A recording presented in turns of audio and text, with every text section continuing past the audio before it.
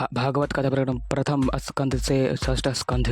श्री महाभागवत पुराण का की संक्षिप्त प्रस्तावना। नारद जी की प्रेरणा से वेद व्यास जी ने श्रीमद् भागवत ग्रंथ लिखा है। श्रीमद् भागवत से 335 अध्याय हैं। यह व्यास जी द्वारा 18 पुराणों में से रचित बहुत श्रेष्ठ पुराण है। श्रीमद् भागवत कथा में 18,000 श्लोक 335 अध्याय व 12 स्कंध हैं। अन्य पुराणों के समान श्रीमद् भागवत ऋषि वेद व्यास द्वारा लिखे गए हैं। ऋषि सुकेश जी जो वेद व्यास के बेटे थे, उन्होंने श्रीमद् भागवत को राजा परीक्षित को सुनाना था। राजा परीक्षित को जिनको ऋषि श्रृंगी द्वारा 7 दिनों का रक्षक सांप दिया गया था। इसमें भक्ति को ज्ञान तथा वैराग्य की महानता को दर्शाया गया है। विष्णु और कृष्ण अवतार की कथाओं में का ज्ञान कराती इस पुराण में सकर्म कर्म को निष्कर्म को ज्ञान साधना को सिद्धि भक्ति को अनुग्रह को मर्यादा को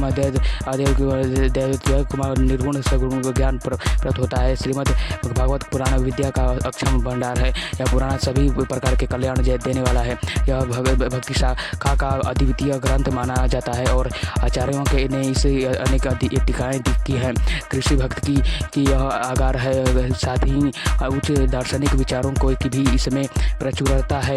परिवर्ती कृष्ण काव्य की आराधक उल्लेख्य भागवत में नहीं मिलता। इस पुराण का पूरा नाम श्रीमद् भागवत पुराण है। प्रथम स्कंध। इस पुराण में प्रथम स्कंध में 19 अध्याय हैं, जिनमें सुखदेव जी ईश्वर भक्ति का महात्मा सुनाते हैं। भगवान के विविध अवतारों का वर्णन देव ऋषि नारद के पूर्वजों का विचित्रण, राजा परीक्षित के जन्म कर्म और मोक्ष की कथा आत्मथमा का निंदनीय कृत्य और उसकी पराजय को भीष्म पितामह का प्राणांतक को श्री कृष्ण गमन को विदुर के उपदेश को धृतराष्ट्र को गंधारी गमन एवं पांडवों के सर्व उसके लिए हिमालय में जाना आदि घटनाओं का क्रमवार कथा कान के रूप में वर्णन किया गया है।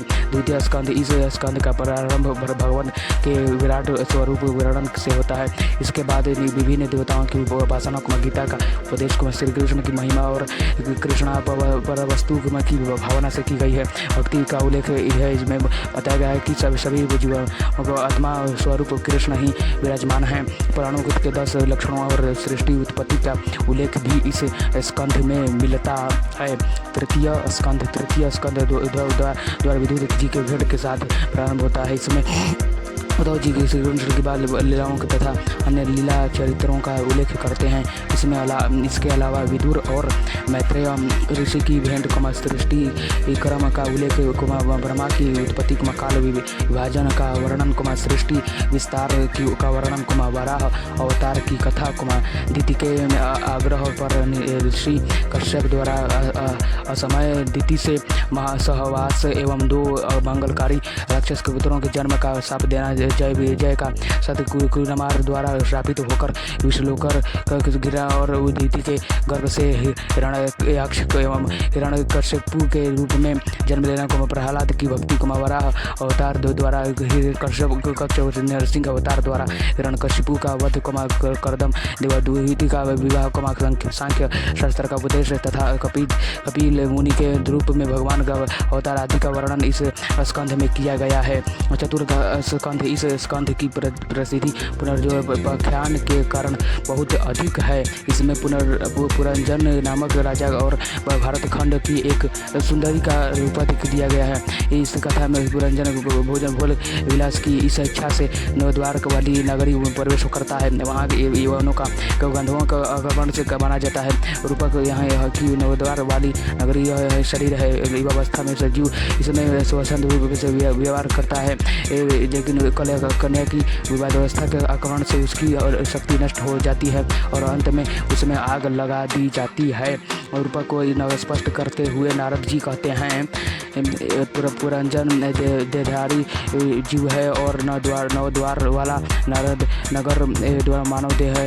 9 द्वार, 2 आंखें 2 कान 2 नासिक छिद्र एक मुख एक गुद्दा एक लिंग वर्ग में विद्यानाथ तथा ज्ञान की माया का रूप सुंदरी है। इसके द्वार 10 सेवक इंद्रियां हैं। इस नगरी की रक्षा पंचमुखी सर्प करते हैं। इस सेनापति पुण्य के 2 पहिए 3 गुणों वाली रक्त ध्वजा त्वचा आदि 7 धातुओं का अवधारण तथा इंद्रियों द्वारा भोग शिकार का प्रतीक है। लकाल की प्रबल गति एवं वेग की शत्रु गंधर्व चंडवेग है। इस 360 सैनिक 2 वर्ष की 60 दिन एवं रात्रि हैं जो सना आयु का सहरण करते हैं। 5 प्राण वाला मनुष्य रात दिन उसमें युद्ध करता रहता है और हारता रहता है। अकाल ग्रस्त जीव को ज्वर अथवा व्याधि नष्ट होकर देता है।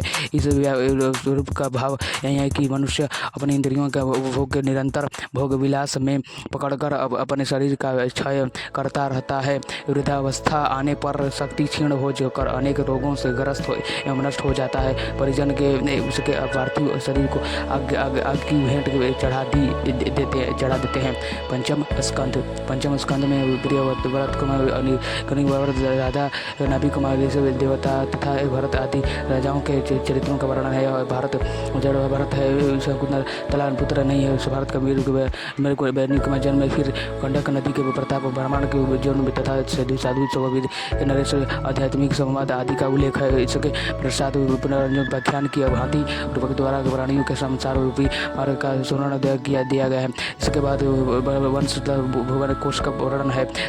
परांत अवतरण की कथा को भारत का भौगोलिक और तथा भगवान विष्णु के सारण शिशुमार निर्दिष्ट चक्र द्वारा करने की विधि बताई गई है। अंत में विभिन्न प्रकार के गौरव नायकों का वर्णन यहाँ किया गया है। षष्ठ स्कंध में नारायण कवच और पुनर्संवर व्रत विधि का वर्णन प्रयोगी दृष्टि से किया गया है। पुनर्संवर व्रत करने से पुत्र की प्राप्ति होती है। व्यवधियों को रोगों को तथा ग्रहों के भावों को रक्षा होती है। एकादशी एवं द्वादशी के दिन से इसे अवश्य करना चाहिए।